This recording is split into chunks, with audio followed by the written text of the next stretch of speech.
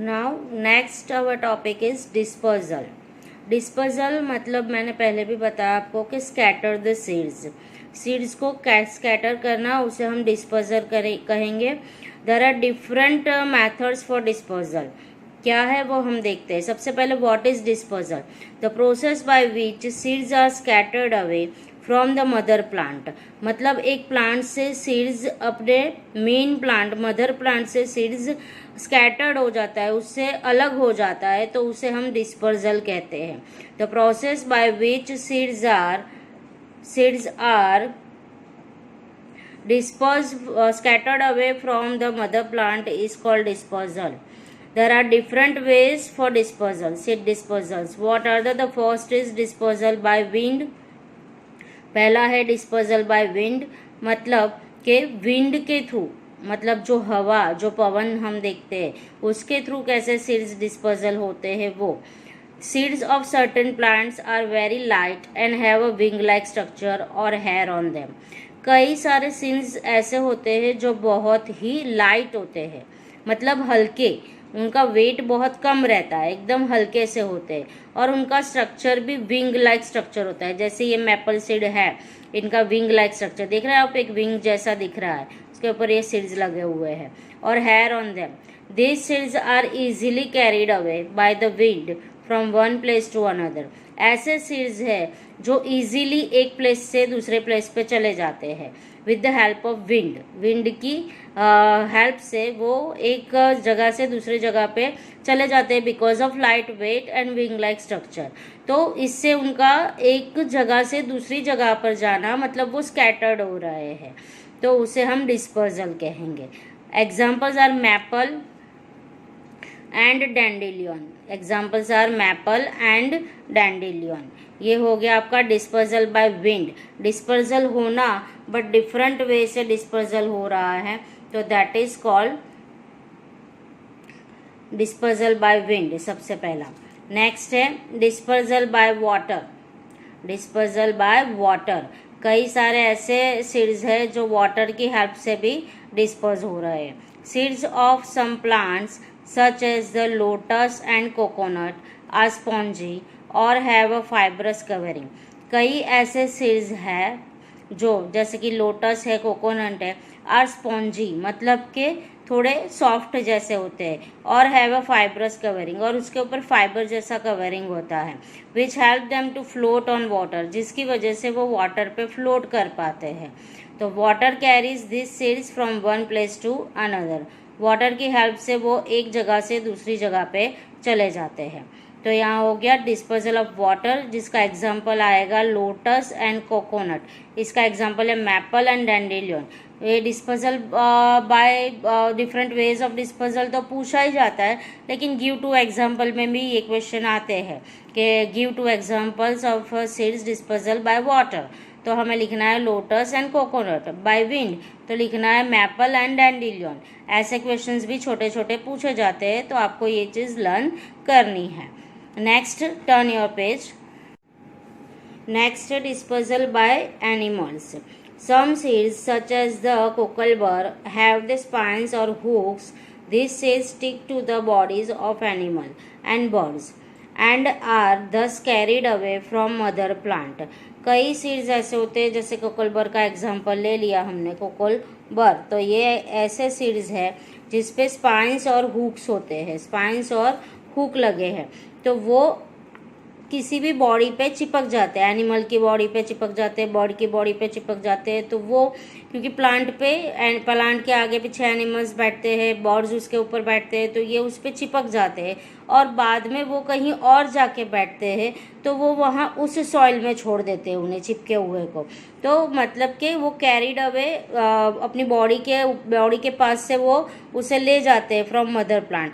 And birds and animals eat the fruits of various plants. Birds और animals कई सारे ऐसे फ्रूट भी खाते हैं, बट अनडाइजेस्टेड सीड्स, जो सीड्स वो डाइजेस्ट नहीं कर पाए हैं, of their fruits pass through their digestive system intact and are dispersed to the other areas. मतलब वो अनडाइजेस्टेड सीड्स उनके डाइजेस्टिव सिस्टम के थ्रू वो जो भी एक्सक्रिएट आउट करते हैं बॉडी से, उसकी वजह से कहीं पे भी अदर एरियाज में वो डिस्पोजल हो जाते हैं और वो सीड वहाँ पे छूट जाते हैं। तो ये हो गया डिस्पोजल बाय एनिमल, या तो उनकी बॉडी पे स्टिक करके या तो उनके एक्सक्रिएट आउट में से वो सीड डिस्पर्स हो रहा है।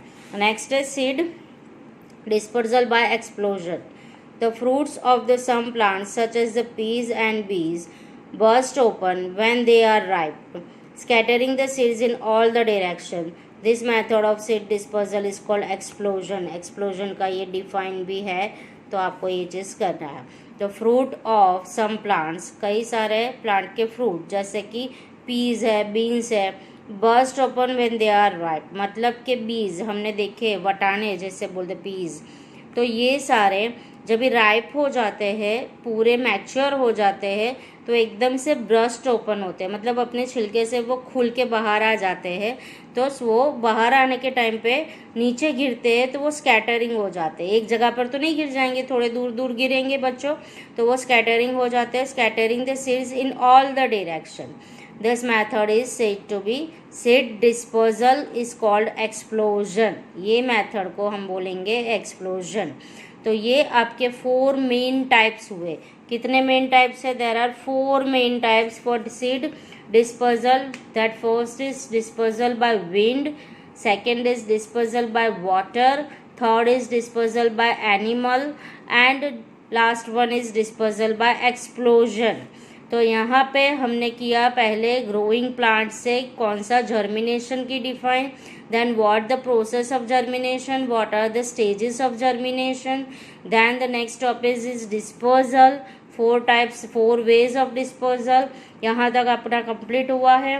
ये वाला जो एक्सरसाइज है, एक्सरसाइज नहीं बोलते, ये लेट्स रिमेंबर में जो फिलिंग द ब्लैंक्स है वो भी आपको अपनी नोटबुक में लिखनी है, ठीक है, वो भी आपको अपनी नोटबुक में लिखनी है। Now our next topic is growing plant from roots. बच्चों हमने देखा कि जो प्लांट नए ग्रो हो रहे वो सीड्स से हो रहे हैं। पहले हमने देखा कि सीड कैसे जर्मिनेट होते हैं, लेकिन सीड्स के अलावा भी प्लांट के डिफरेंट पार्ट्स है। प्लांट के डिफरेंट पार्ट्स कौन कौन से हैं? याद करो, हम छोटे स्टैंडर्ड में पढ़े हैं प्रीवियस ईयर में कि प्लांट के डिफरेंट पार्ट्स कौन से हैं। तो प्लांट के डिफरेंट पार्ट्स है, रूट है, स्टेम है, फ्लावर है, फ्रूट है, लीव्स है, तो ये सारे डिफरेंट पार्ट्स है। यहाँ पे हमने देख लिया पहले कि सीड एक प्लांट का पार्ट था, सीड्स से तो जर्मिनेट होते प्लांट को हमने देखा। नाउ उसके डिफरेंट पार्ट से भी कैसे प्लांट जर्मिनेट होता है वो देखेंगे। तो growing plants from roots, roots से कैसे प्लांट जर्मिनेट होता है। तो food is stored in the roots of carrot, radish, turnip, beetroot and dahlia. New plants can grow from this roots.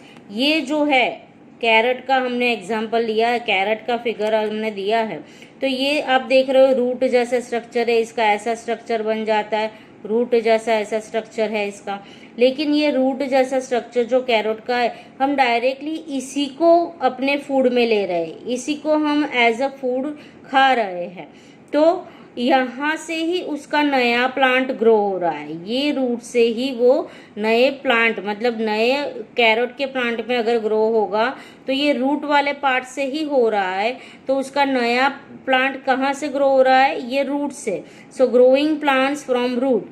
तो food is stored, food stored क्यों बोला है? क्योंकि ये कैरेट ही हम एज ए फूड ले रहे हैं, तो इसे हम बोलते हैं कि food is stored in the root of carrot, radish, turnip. ये सारे, इनके सारे के स्ट्रक्चर आप देखोगे तो इस तरह के रूट के बने स्ट्रक्चर दिखेंगे।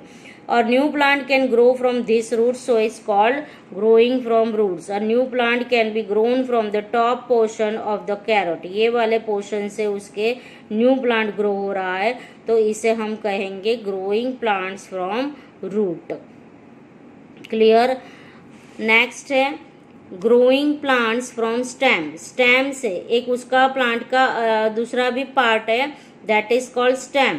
यहाँ पे पहले समझो बर्ड क्या है? A small swelling from which a new shoot leaf, flower और न्यू प्लांट कैन ग्रो। एक छोटा सा ऐसा स्वेल होता है, स्वेलिंग होता है, बड़ा सा बर्ड जिसे कली जैसा बोलते हैं नॉर्मली, लेकिन वो फूला हुआ होता है। वहां से which a new shoot, leaf, flower और न्यू प्लांट, वहां से या तो शूट पार्ट या नया लीफ या कोई फ्लावर या कुछ ऐसा नया प्लांट ग्रो हो जाता है, that is called bird. Next है growing plants from stem. We eat stem of certain plant such as the potato and ginger. ये जो पोटैटो है, ये जिंजर है, ये दोनों हम अपने फूड में ले रहे हैं डायरेक्टली, जिंजर को भी और पोटैटो को, मगर ये कोई प्लांट नहीं, ये प्लांट का पार्ट है स्टेम। तो स्टेम वाले पार्ट को हम एज ए फूड ले रहे हैं। A bird can grow into new plant, ये वाला जो है स्वेलिंग पार्ट, मैंने बर्ड एक्सप्लेन किया आपको, ये स्वेलिंग पार्ट जो है इसे हम बर्ड बोलते हैं और नया प्लांट यहीं से ग्रो हो रहा है। क्लियर। और ginger will grow and leafy shoot when the planted in soil, अगर हम इसे प्लांटेड कर रहे हैं सॉइल में, तो यहाँ से उसका नया प्लांट ग्रो हो रहा है। तो स्वेलिंग बर्ड कहाँ से है उसका, देखो बर्ड में लिखा है कि शूट, लीफ, फ्लावर और न्यू प्लांट, तो यहाँ से उसका नया प्लांट ग्रो हो रहा है, इसका यहाँ से ग्रो हो रहा है। तो ये अलग अलग स्टेम है, बट स्टेम में भी अलग पार्ट है जहाँ से वो नए प्लांट में कन्वर्ट हो रहा है। तो we eat stem of certain plants such as potato and ginger and new plants can grow from this stem. Clear बच्चों। नेक्स्ट है पोटैटो हैज बर्ड कॉलाइड्स, ये जो बर्ड है पोटैटो उसको उसकी आइज बोला जाता है। और नॉर्मली हमारे घरों में भी पोटैटोज है, कभी कभी आपने देखा होगा कि उसमें ऐसे फूट आते, थोड़े दिन पे रहते ज़्यादा, तो ऐसे स्ट्रक्चर्स निकल आते हैं, तो वो बर्ड होते हैं, क्योंकि वो ज़्यादा अगर उसे एयर और सनलाइट मिलने लगा तो वो नए प्लांट में ग्रो होना शुरू हो जाता है। Called eyes on its surface, any piece of this potato with an eye can grow into a new plant, यहाँ से कहीं भी न्यू प्लांट ग्रो हो सकता है। तो here is complete growing plants from stem. Clear. Now next करेंगे आगे।